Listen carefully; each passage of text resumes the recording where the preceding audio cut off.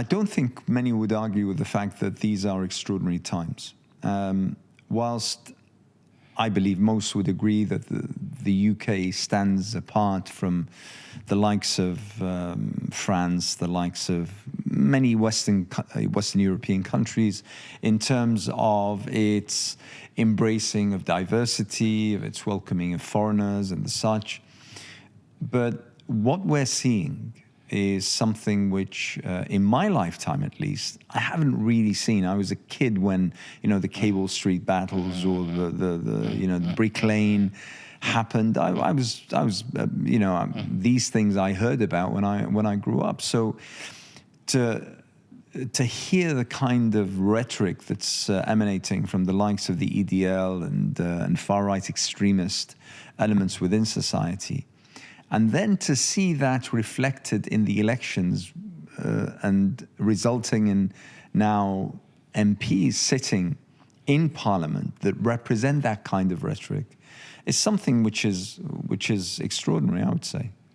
It's absolutely extraordinary, and it's important that we ring the alarm bell.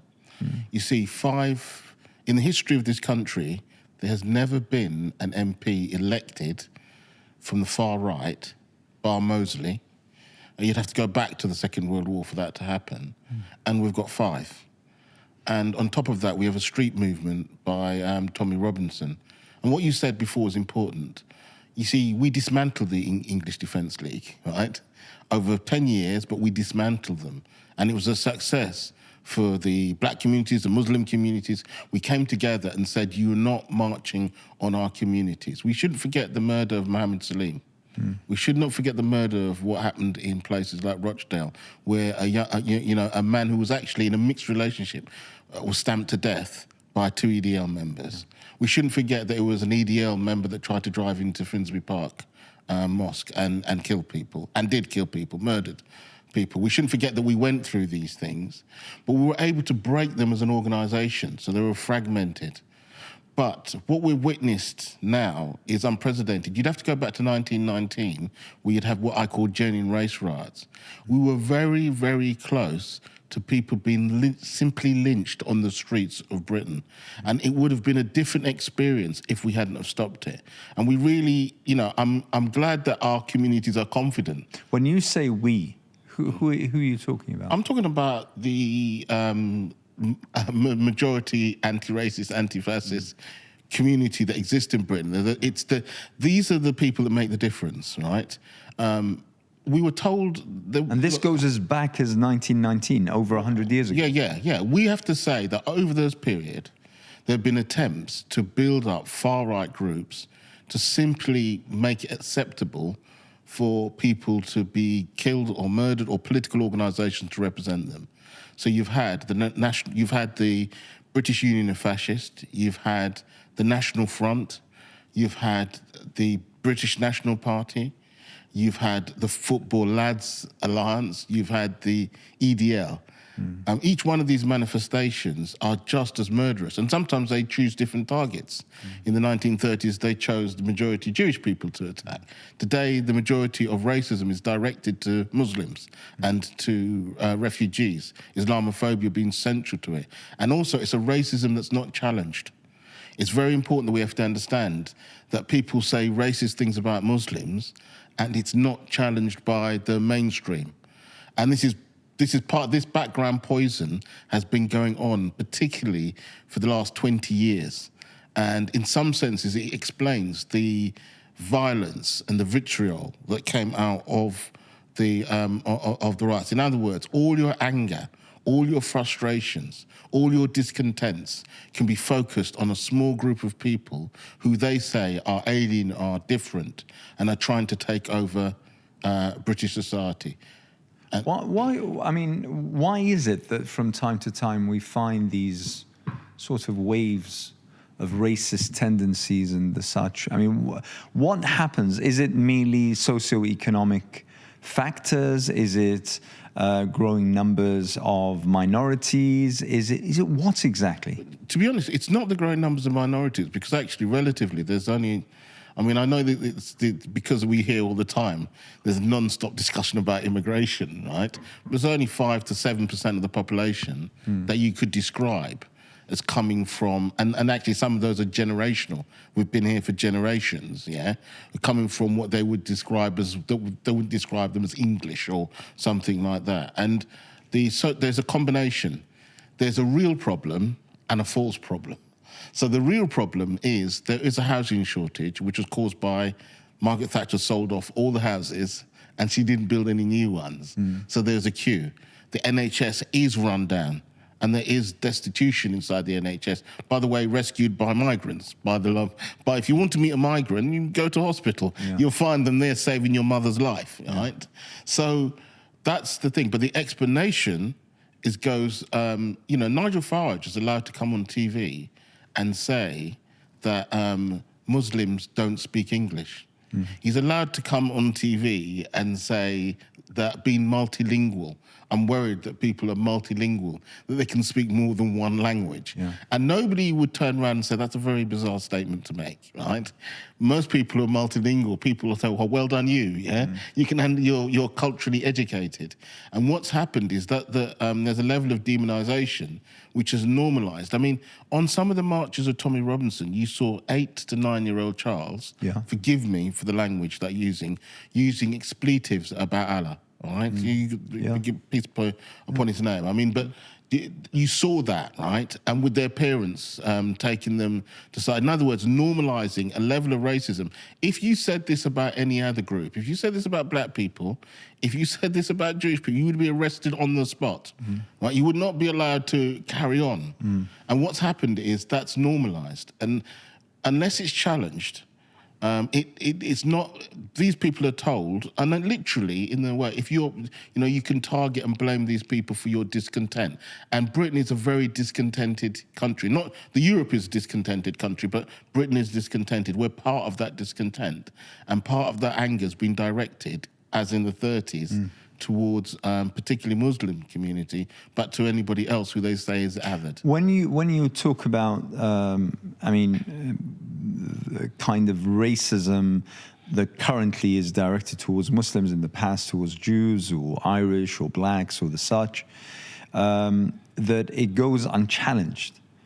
The question that comes to my mind is challenged by whom? I mean, the stakeholders that come to mind are government, media, security forces, who else? Society as a whole. Who are we talking about? Yeah, I would say it's society as a whole, but also we've got a program in Britain called Prevent, right? And it systematically tells you constantly to watch out for strange behaviour of Muslims, And usually, MP, who is now going to run as the leadership inside the Tory, said that if he hears a Muslim saying Allah Akbar, that they should be arrested. Now, if you hear an English person go, oh gosh, or Christ, if you suggested that they should be arrested, I promise you people would say you shouldn't be in politics, you shouldn't be there. But that's what I'm saying. I'm saying that at the very highest levels of government, people say things which are unacceptable and unchallenged. And then people say, okay, they try and explain away what they meant by that. But these things are naked racism. But they're not being said by, I'm afraid, the pub bully. They're being said by people in very, very senior positions. And then you have Elon Musk, who's a billionaire, who says he feels that, Britain, Lundistan. He describes Britain as Lundistan, right? These are very serious things, because what there's, our mayor, to their credit, people in London voted for the mayor that they wanted to.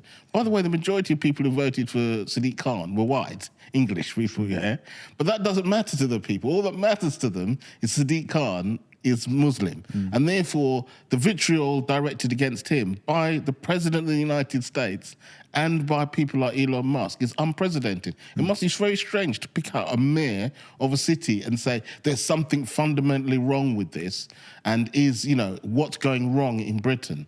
as if something has gone wrong. Actually, isn't that a triumph of a multicultural, multiracial society that somebody through their own talents has been elected? I might not agree with Sadiq Khan in terms of half the things that he says, but he has absolutely every right to be there. But people challenge him not on his policies, but simply on his ethnicity and his religion. And that is what I mean by there's something fundamentally rotten that's very deeply disturbing that needs to be challenged and changed. One thing that always occurs to me is I remember, what was it now, 4 years, 7 years, 8 years, when we had Brexit, when we had the referendum.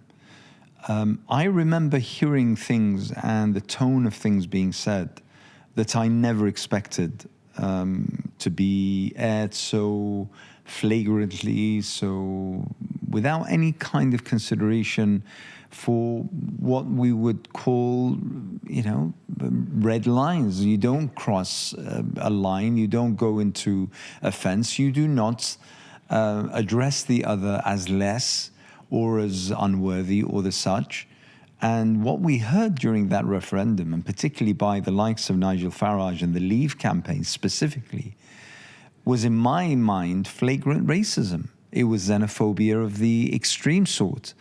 And this was against our European neighbors. It was against the Poles, it was against the Bulgarians, it was against the Romanians, who had served, our society so hard and so well, kept up our industry, our agriculture, our lands, our the such.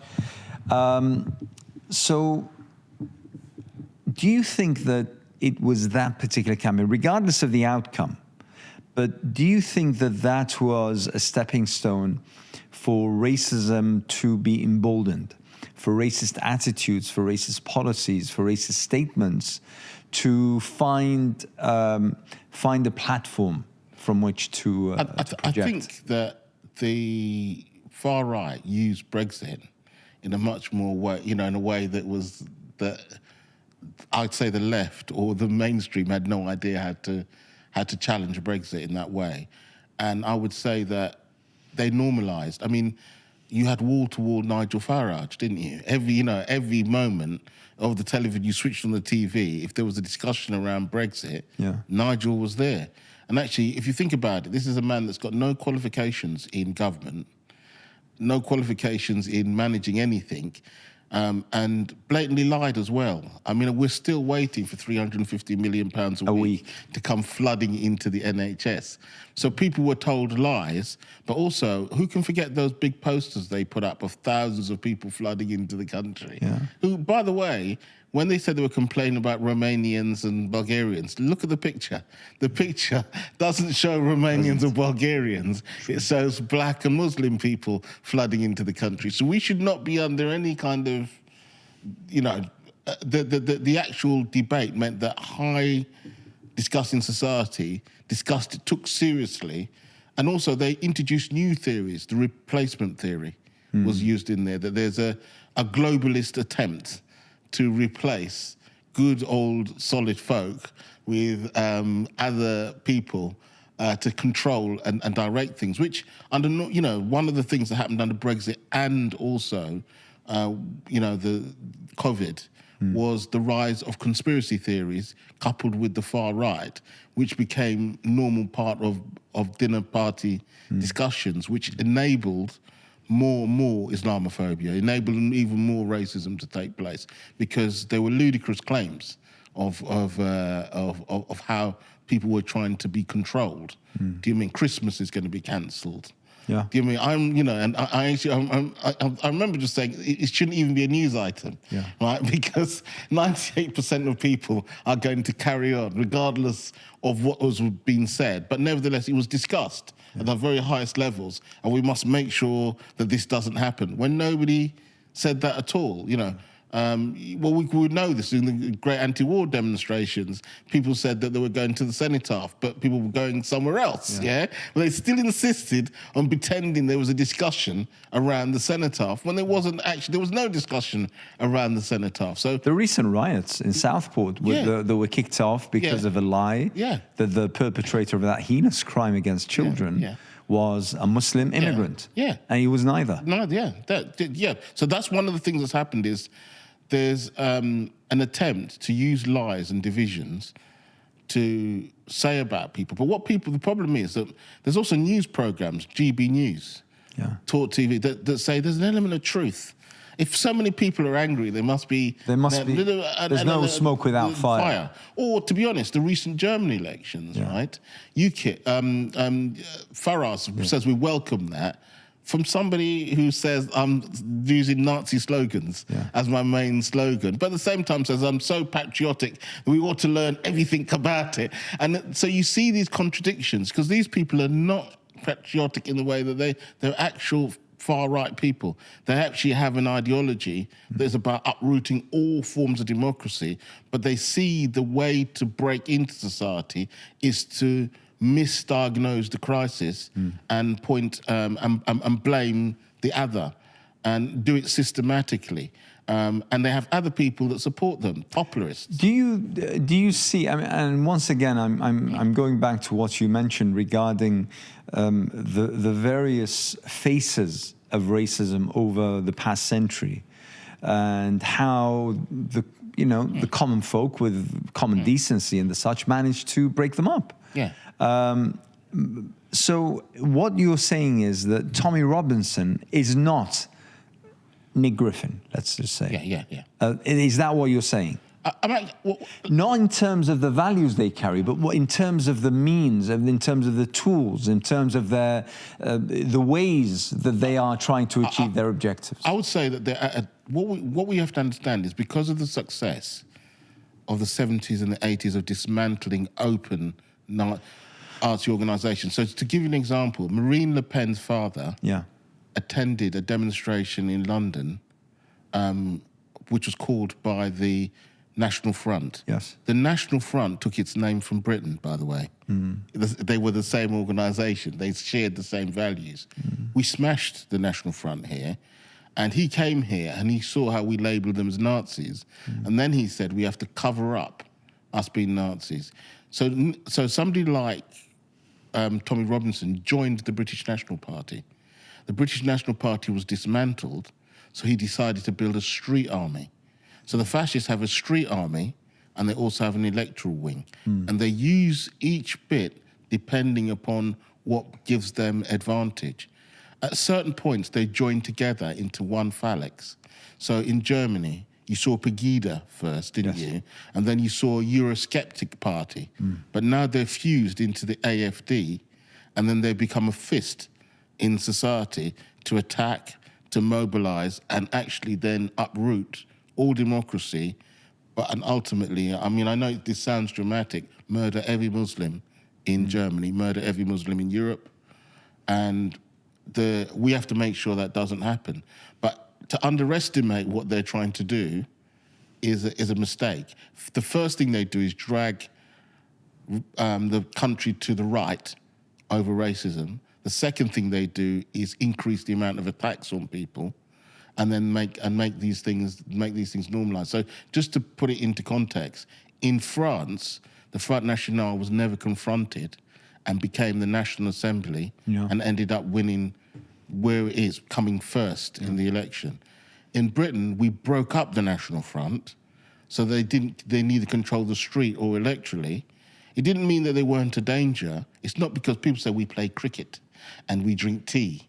You know, tea, by the way, is from India. It's not. Yeah. It's not from here. Yeah, but nevertheless, it's quintessentially British now. Yeah. So, but they said that's the reason why. No, it's not. It's because we came together and made sure that they didn't have the kind of unity to challenge the whole of us, and that required them being confronted politically and physically, and that's a very difficult thing to do. So that's how we arrived at a situation where we dismantled those organs. But I'd say one thing: each time they've come back, it's like a disease that's worse and more powerful. It's like they've learned from the lessons of the past, and they become stronger in every single way. So now the fascists deny that they're fascist. If you say to them you're fascist, they say, no, we're not. No, we're not. And if you say you're racist, they say, no. we're not racist, yeah? We have black friends. We have black friends, we know this, whatever it is, yeah? The biggest funder to reform happens to be a Muslim. Yeah, exactly. So they use the fact, right? They've learned that if you have ethnically exclusive organisations, yeah, people say, well, hang on a moment, I don't care what you say. Yeah? Look at how you are. And we've been able to expose them for that.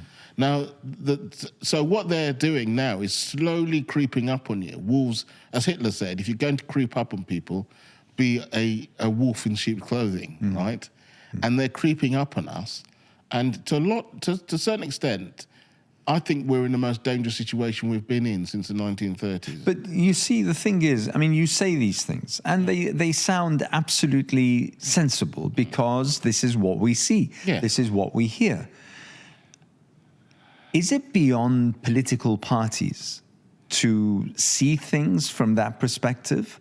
I mean, does Labour, for instance, the new government, does it not see that this is happening, that this is developing, that the streets are being raided by these kinds of ideas, these kinds of chants, these kinds of tendencies, of aims and objectives? Do they not see that? Or is someone telling them, by the way, this is a blip and it'll go away on its own? I mean, why is it that the main political parties, and obviously the Conservatives are right-wing anyway, and towards the end of their term they became extreme right-wing in my view, Labour aren't that much better. But even in Labour, I mean, why is it that no one is actually saying these things, saying that, by the way, this is a real threat to every element of society? Why is no one seeing it the way that you describe? Well, one is because they give concessions to racism and Islamophobia. And that's, Why? Well, Why? Because in some senses, an electoral party, they think that instead of challenging the racists, that it's easier to get their votes, and therefore they won't do what the fascists do. So you have outbursts from, the leader of the Labour Party about Bangladeshis. From nowhere he starts saying Bangladeshis are overstaying their welcome. And you're like, what are you talking about? Exactly. Yeah, this makes no sense whatsoever. But he was backed up by the General Secretary of the Labour Party. So it wasn't just an accidental outburst. That was a tactical thing. So that's a nod and a wink to the racists to say, we will serve your interests. And also, if you look at Yvette Cooper, I'm going to expel 15,000 people, I'm going to stop the boats. It's a dishonesty, because really, safe passage would mean that you would be able to select people who you would give safe passage to, the people that you rather won't. than the chaotic way in which is resulting in people dying every single day. Yeah. And this being manipulated by the likes of the racists and the fascists for their own agendas. So we have a really serious problem. And actually, there's also an intellectual deficit, right? By what I mean, if you listen to Tony Benn talk about the Second World War, he talked about how dangerous Hitler was, right? Yeah. If you listen to Neil Kinnock talk about the National Front and the far right, how they're a danger to the Labour Party, there's almost a knowledge there, like these people are dangerous. They knew what they were saying, and they knew their thing. They actually intellectually understood these people are dangerous. When you listen to the present crop of politicians who are dealing with complex things, right, what you hear is almost an intellectual misunderstanding. Yeah. I mean, even at a very crude level, right? I mean, in terms of a kind of misunderstanding of different cultures, it's not just the question of them being racist. It's that they are incompetent in understanding why you have to break these things up. And the example I give is, it wasn't the police that stopped the fascists I can promise you, on August the 8th, I met with the police myself, and they told me they're on their last shift, right? Who else do you call out then to defend? And they told me there's certain that can't be protected because they don't have the people power to do it. Yeah, we won't go. I know you've rang us and asked us, will you go to a mosque, because we're worried about it. And they said, well, we have to protect the mosque in another town, not that one. So we have to pick and choose, right? For us, there's no picking and choosing. There's communities that have to live together in those things, and they have to defend themselves. The government called them thugs. They didn't say they were Islamophobic, racist thugs. In other words, so that people knew who they were and then said, this is a bad thing.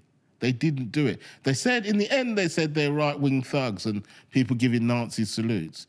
But they were very, very slow to This is me. This is me, a Muslim, asking you. Yeah. Why is it important to pinpoint that this is Islamophobia? It's important to pinpoint it as Islamophobia because it's the most acceptable form of racism now. People feel motivated to do things which they would not do normally.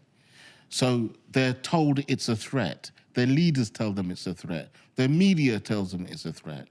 And those words turn into action. And if you don't break that cycle, actually you get a snowball effect. You get, you literally get people being pulled out of cars. You get mosques being burnt down. And eventually you have a cycle where you're scared all the time. And we understand that the method of targeting Muslims is the same as they did about targeting Jews. And if they win that argument, actually, it's not, to be honest, they're not after the Muslims. They're after the rest of the population, to control the rest of the population. Every Muslim that's attacked will mean that any British person will find their life degraded over their own human rights. But they may not be aware of that because their anger over the GP or over schools or whatever it is directed to those people. In other words, even if they attacked every Muslim in this country, their life would not improve at all. In fact, their life would become more degenerate. But that can become a literal mob. And then the government then say, there's nothing we can do about it. We have to give concessions to the mob, yeah? And the concessions actually, like feeding a shark, lead to a cycle of more and more destruction. And that's what we're starting to see. We hear people say, instead of the government saying, to be honest, the places that we bombed and destroyed, right, they've produced a wave of refugees, yeah? And therefore, some of them, a tiny portion of them have turned up on our shores, yeah? Instead, they'd be telling, these people are just coming, right? They don't say, do you remember those wars we fought in Afghanistan and Iraq? Look at the list of where the places were bombed and you'll see the majority of where the refugees are coming from. Maybe that was a bad idea and maybe we have some responsibility to help the people we said who were killing for democracy when they try and get some. There's not a rational, and that's part of the problem. These arguments are connected. So they don't want to say Tony Blair is responsible for making these mistakes, yeah?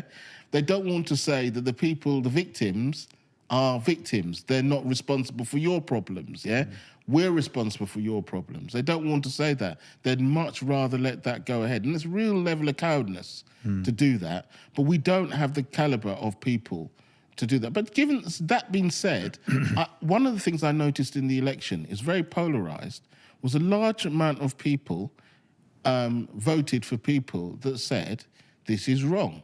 What's going on in Gaza is wrong. What's happening, blaming Muslims for everything that's wrong, and voted for those people, right? So we can't, even places in London where the Labour won or whatever it is, it was closely contested by people saying, look, we don't want this Islamophobia. We don't want this racism. We don't want this. So there is an opportunity to build something, but there's an urgency that we do this because we've seen too many. The Craxi government in Italy collapsed. It was replaced by somebody from the far right. Macron's government at the moment spent, 2-3 years attacking every Muslim organisation it could find. Did it help it? Actually, Le Pen steamed ahead because why have the fake thing when you can have the real thing, right? That's what's happened. I met many years a great man, a man called Tariq Ramadan, inside. I was working very closely with him, trying to dismantle the then Front National, and we were making great strides in terms of trying to break down the misconceptions of people, about Islam and what it meant and whatever it is, and the anti-racist movement. And the very people that were making the greatest strides found themselves at the heart of the security services, challenging them for what's happening. So they were trying to persuade people who, some people were pulled towards, ideas of terrorism, whatever. They tried to pull them away from that. Yeah. They tried to pull them towards multicultural, to a different direction. And they also challenged the racism that was coming from white French people to say, this is not a threat to you. We actually have, we're part of what's going on. Instead, for simple remedies, that was attacked. Over the past few years, we've heard about, and sometimes, not all the time, seen independent reports, the likes of John Jenkins, Richard Shawcross, and the such, who have highlighted that too much of police resources, funds, and personnel are going on monitoring the far right when that should be allocated towards tracing or following Muslims and what they call Islamic terrorism. Would you agree with that? Well, I mean, the riots are a good example of showing you how the incompetency of the state of allowing 55, 60,000 people to organise into small groups, launch attacks on state institutions, libraries and whatever it is that. And then, could you imagine if there had been Muslims that had done that, yeah? Could you imagine what they would do, right? I mean, on one hand, yes, it was because there was a spark, right? But on the other hand, it wasn't completely spontaneous. There were far-right groups doing this, and they know that, who are not put under any... Recently now, they're put under control, and they talk about two-tier Britain, right? Yeah. Immediately they talk about two-tier Britain. These people... If you try and burn down a hotel with children and women in it, right, what would you call that? I'd call them terrorists. Yeah. That's what they are, right? Do you hear the government saying there's a group of terrorists who've going around trying to burn down our libraries, our shopping centres or anything like that? That's what they would know. That's, if anybody else tried to do that, they would say, these people don't belong, let's find them, or whatever it is. Actually, to a certain extent, I think the state has been very, very light on a group of people who've not gone away. In fact, they're intensifying their activities. Reform has gone up by 3% in the polls. They're recruiting more members through, Twitter has legitimised what they're trying to do. So they're more dangerous than they were before. But people think, oh, we've got over the immediate crisis. They're not immediately breaking the state, so they've gone away. And there's a level of complacency until the next thing, which will happen in the next 2 months. Right? And then they'll say either they want to give concessions to this thing or they won't come up with a real answer. So my thing is that, yes, the entire prevent thing actually reinforced Islamophobia. It made in every school, they should have been looking for people being pulled by EDL-type politics. And by the way, incitement to racial hatred is illegal in this country, right?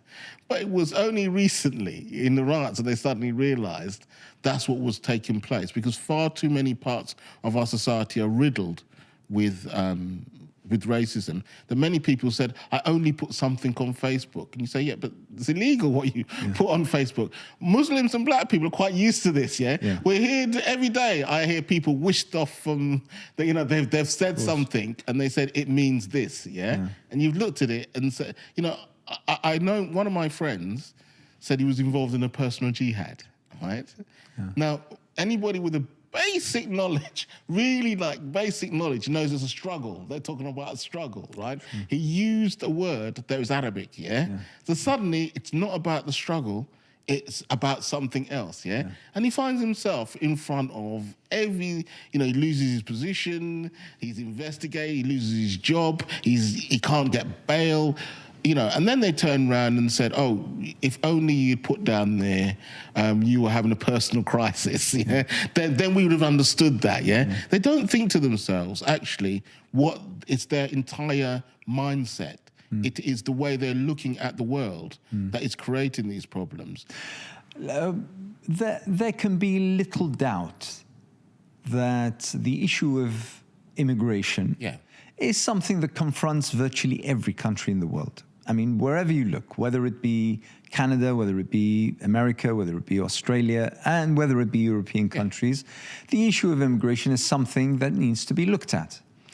And I believe I'll hear what you have to say. I believe that there's been an incredible mismanagement of this, but not only a mismanagement, a political mismanagement or administrative mismanagement, but there's been an added layer of quite spurious usage of racist undertones, in this case probably Islamophobia, in order to wash away the kind of failures in managing this particular problem.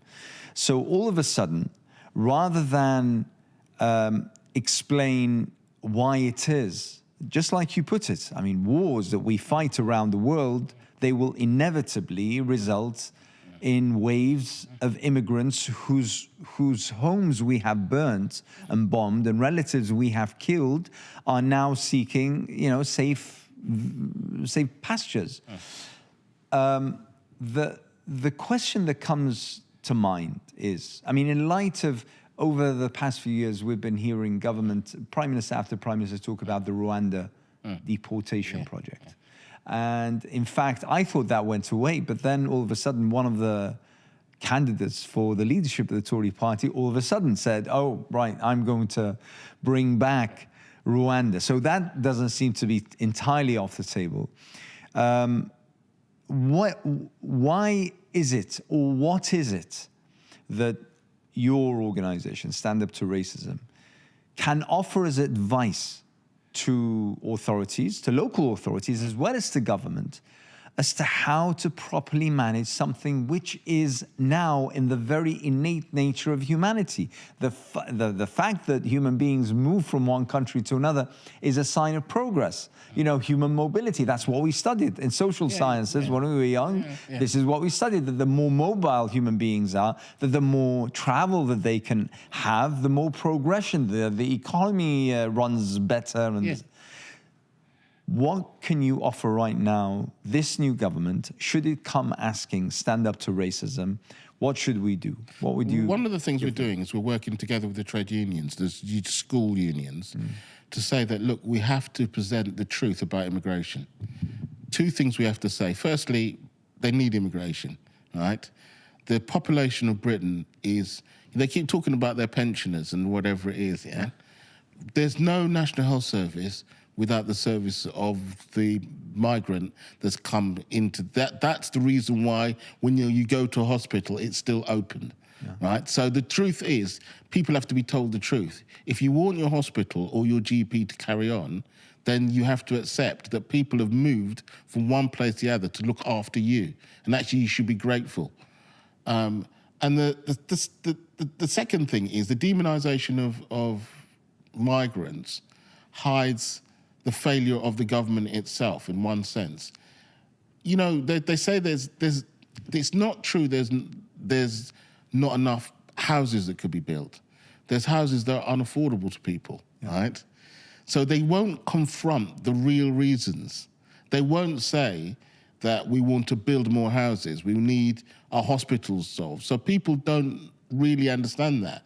They don't understand the connection between immigration. They don't understand that, take a country like Japan that hasn't had immigration, right, is part of its collapsing because it literally hasn't got the physical people to do the work. They don't realize that German industry, without strategic 3, 4, it benefited from the 2 million Syrians that went there. It was the reason why they didn't tip into complete crisis, whereas Britain did. In other words, the positive parts of immigration are hidden from them. And so one of the things, the truth things, if you look at the essence of human beings, they've always moved. The idea that human beings have stayed in one place, and actually we come from ludicrous. But we also come from a country that, Britain as a country should be the last country in the world to talk about people coming to their country and telling them what to do, right? This country for 3 centuries went to other countries, stole their resources around the world, pillaged their people, did all kinds of things, and then at a very minimum, it should be welcoming to all the people that it attacked on that basis. There's a level of hypocrisy that we see, particularly for Britain. Many countries in the world can say, we have this position, but Britain should not be one of those countries because of what it's done. in the world. If you go across the straight lines in maps across the world written by people in Whitehall, right, they should be the last people. If they've created crises around the world, they have some responsibility to add some kind of support. They talk about humanitarianism, but it seems to be missing from what they're saying. And also the other thing is, if you don't defend a refugee, it was a refugee that came up with the vaccine. Yeah. Right? They forget that, yeah? It was a Kurdish refugee that came up with the vaccine that saved millions of people's lives, right? Why doesn't every school child know that? Apart from the people who believe it was a conspiracy to chip or control. Yes, there it is. You see, a Muslim was trying to control the world secretly through that. Apart from those people, right, what we're faced with is a government that does the other thing the government does, which is dishonest, is it doesn't tell us that 10% of the population control nearly 68% of all the wealth, right? So if you want to find out somebody that's made your life really hard, you can go to Mayfair, find Billionaires Row, find somebody that's there, and you'll find the person who's responsible, right? But they don't want to do that. In fact, you can go down to part of the West Country and find a man who was an MP as a slave owner. His family comes, who is multimillionaire even now, who benefited from that, yeah? Those are the people that benefited. But they don't want to do that. It's divided. How was it the rich, really rich people convinced the poor in this country that it is the poorest around the world that are a threat to them and their wealth? How is that Look, even to be honest, possible? we should, in some senses, we should learn from this, right? If you can convince people of the exact opposite, which is the truth, right? That, the biggest problem they've got are people who are horrendously don't care about their own people, right? To the point where they won't pay the minimum amount of tax or they use misinformation and division in order to weaken our side. And I think that we've got a chance now, if we all come together, to talk about an alternative. Stand Up to Racism is a shield. All it is a shield to stop the right. The sword part, the part where people put their demands, you see, people are right to say that they want more of these things, right? They say they want their country back, right? They should know who runs their country if they want their country back, and take it from them. The idea that I know it's even on education. All of us use algebra, right? All of us use they don't know their own heritage. In terms of the formation of Oxford and Cambridge was based, when they look in the languages, Arabic. That's the basic books that are written in there. No one turns around and says, oh, let's get rid of those institutions, right? They say those institutions are essentially British. So one of the things we have to do is actually put our story in there, is to put the story of Cordoba, what happened in Spain, understand it, really understand real crisis in society. But I think we're in a race against time. I honestly think we're in a race against time. I don't want to be pessimistic, but the simple explanation, the lie explanation, is winning over the truth. The truth is becoming lost. And we have to do something. Now that we have a Labour government, does that not cause your pessimism to recede slightly? No, because I think that the people that came second after Labour in 98 seats are reform, and there's no plan to challenge reform. So in all the by-elections next year, what's going to happen in Wales? What's going to happen with all the by-elections? What's the plan? And Labour look at you and go, we don't know. There's two scenarios. Either we'll end up with a Tory reform opposition, or we'll end up with a reform opposition. Either one of them will be a disaster. And if you look across at the continent, what you have is the election of social democratic governments that do not meet the requirements of people. They cut pensioners' income, they cut the fuel allowance, they feel the very rage that makes them easy prey to the far right. And then these people then come to power. That's what's happened in Italy. What happened to the Craxi government? Look inside Greece. Even the radical government at the time, that failed, didn't it? And it's replaced by by a right-wing government, but the far right start to build again. The Golden Dawn type people start to build again. And I think that in the failure of a social democratic government, and I hate to say this because they've just come in, right? There's lots of signs there that who will replace them? It's not going to be another Tory government. It could be the far right. And if a far right government comes into power, the first thing they'll do is turn us all into second-class citizens. And that begins that terrible journey of remigration. They had a meeting of the European right. They had a organisation called Stop the Islamification of Europe. I remember. This is where Tommy Robinson's group comes from. And they also get funding from something called the Heritage Fund and the Henry Jackson Society. The far right are funded better than we are. They have more money than we are. They have more resources. That's why, have a look at Tommy Robinson's kit inside Trafalgar Square. 5 screens. Case systems that were equivalent to what you'd need if you were running a festival. These are very expensive stuff. He's a millionaire. They've got individuals that are paid 60 to 70,000 pounds just to attack us, and they're organised on that basis. That's why I'm worried, because when you say what's our response, the response is let the police handle it, and the police, I'm afraid, are part of the problem as well. The state are part of the problem, and I think we need institutions outside that gather together, us all together, to say, look, we have to defend ourselves. In the last episode, I interviewed Sabi Dalu, who's your co-convener. And we discussed, again, the issue of immigration and also the European parliamentary elections of the past 3-4 months, which saw, you know, the wave of right-wing parties win over. Do you think that what's happening in the UK right now is an extension of that, or would that have happened regardless? That's one question. But also coming back to the issue of immigrants and how we manage. I mean, Sabi at the time mentioned something quite interesting. She said one of the problems is that immigrants who come and their applications are being processed, that 1.5 to 2 years, whatever time it may take, they're not allowed to work.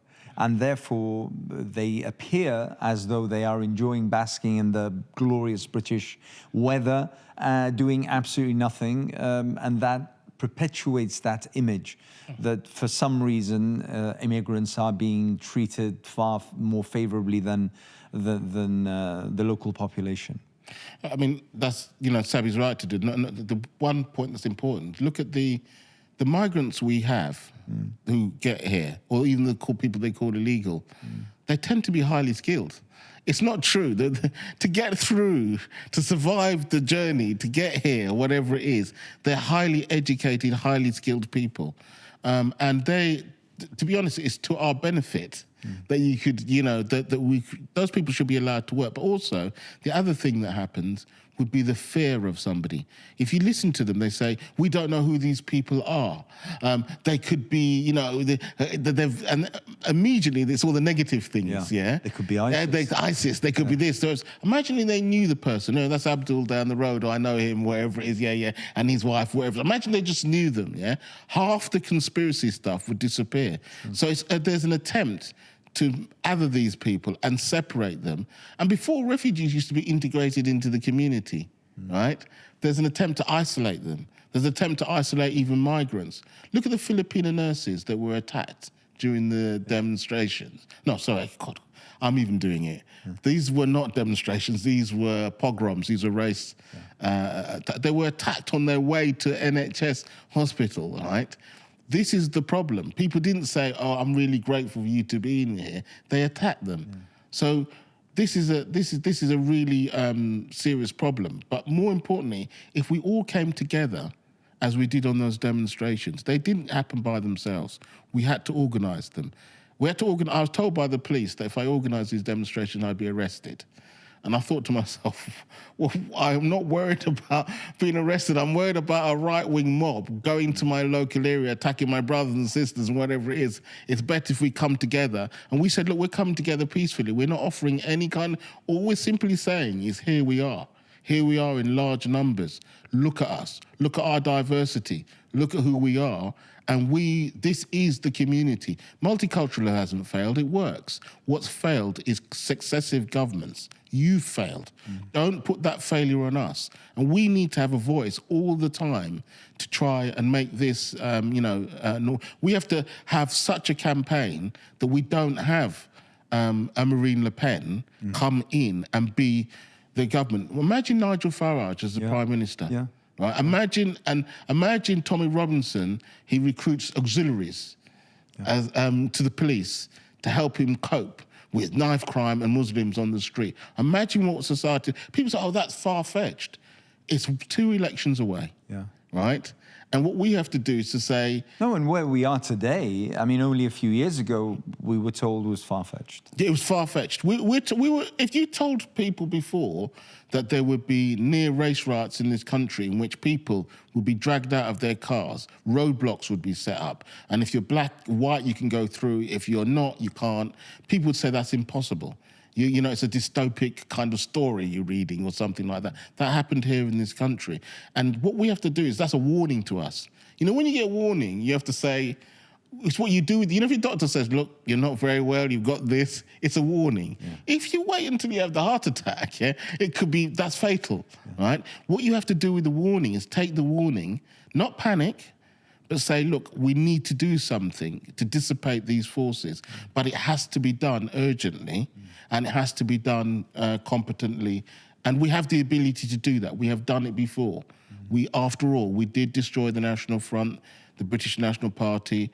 I saw Nick Griffin crying in Barking and Dagenham when he lost the election. And I also I chased Tommy Robinson personally off the streets in Tower Hamlets, together with whatever it is. And I remember watching them disappearing off into the horizon and fighting each other when they didn't get into Tower Hamlets. It was us that said, you're not welcome in Tower Hamlets and you're not coming. We did that. When they came to Walthamstow that year, we said, you're not coming either, and they had to turn around and leave. And we have to remember, that's the reason why Tommy Robinson disbanded the EDL, is because we defeated his organisation. But he's come back with a different form, and in some senses, he's got powerful backers. Trump, I hate to say this, Elon Musk. So we face this situation, but there needs to be, as I said, there's problems on our side, When we all come together, somebody says, well, I don't like I don't like what you're doing there. Can you be more like this? Even I work with people from the Labour Party who I disagree with fundamentally on Gaza, on loads of things. I disagree with them, What I say to them is like, will you agree to keep the fascist out of this area? Yes, we do. We agree on that. Apart from everything else, we don't agree on anything else. And that's essentially what Stand Up to Racism does. It says, do you agree that somebody's got the right to worship in any way that they want to? Yes, we do, Well, we'll come together on that basis. The other things we're going to argue about because we don't agree. We can debate. But if somebody says, as the fascists do, I'd like to kill you, your very existence. We don't measure GDP, we measure gradually darkening populations. That's our method. If someone says, I'm going to kill you in the long run, that's a warning. If you don't take that warning and they kill you 10 years later, you turn around and say to yourself, well, they did tell us they were going to kill us, and they have done. We can stop this. There doesn't need to be a second Holocaust driven by AI in which we're the victims. It doesn't have to. Obviously, the past 11 months or so have been marked by Gaza and the kind of mass mobilization of hundreds of thousands almost every week. Let's call it beautiful mobilization. And it's fantastic, the fact that you see people of all colour, all creed, all backgrounds, all cultures, or such, all coming together in standing by the victims in Gaza. And it was invariably the same that came out on that day where the far right threatened to attack cities and places with a large minority or Muslim community. And my local mosque, for instance, when I went, it was surrounded by those very crowds. How did Gaza impact this particular movement? How do you think it can be used as a tool to fight fascism and racism in this country? Without doubt, the greatest movement we've seen recently, the energy, the vitality, the inventiveness has come out of the Gaza movement. And if that movement isn't part of the anti-fascist, we're finished. We will not make it, because it has to have that same energy. And so, you know, it's not an accident that so many of the people who are organising the anti-fascist things were part of the people who organised the Gaza thing. They're the same people. And, you know, I think if we, you know, people say to me, you know, from the government, why is your demonstration covered with Palestinian flags? And I say people bring whatever flag they want to, yeah? If they want to bring a flag of resistance, then they're going to bring a flag of resistance, they're going to bring a flag of resistance. We're relaxed about that. We don't have any problem with that. So that's been our kind of attitude in terms of that. And, you know, we think there is a genocide taking place, right?